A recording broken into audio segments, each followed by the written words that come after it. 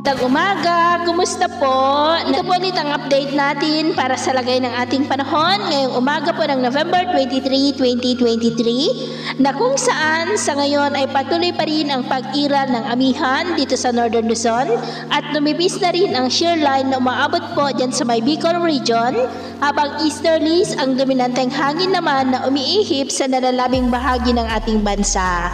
At ito naman ay pinapakita ng forecast model na atin pong ginagamit hanggang sa susunod na 2 linggo ay wala pa ring bagyo na namamataan na tatawid dito po sa ating bansa. At sa lagay ng ating panahon, ngayong madaling araw po ay generally fair weather naman sa malaking bahagi ng ating bansa pero dahil sa shear line ay may mga isolated rains sa ilang bahagi ng Quezon, Bicol Region, Oriental Mindoro, Palawan at yan po sa may Sulu Archipelago. At mamaya ay sisikat po ang araw sa malaking bahagi ng ating bansa pero dahil sa shear line ay maulap po ang kalangitan na may mga pulupulong pag-ulan sa ilang bahagi pa rin ng Quezon, Camarines Norte, Oriental Mindoro, maging po sa ilang bahagi ng Cagayan, Aurora, Sulu Archipelago at silangan ng Mindanao.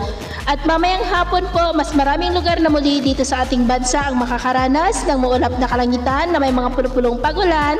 Kaya kung lalabas tayo sa ating mga tahanan ay ugaliin po natin lagi ang magdala ng kahit anong panangga natin sa init ng araw at proteksyon na rin po sa mga biglaang buhos ng ulan.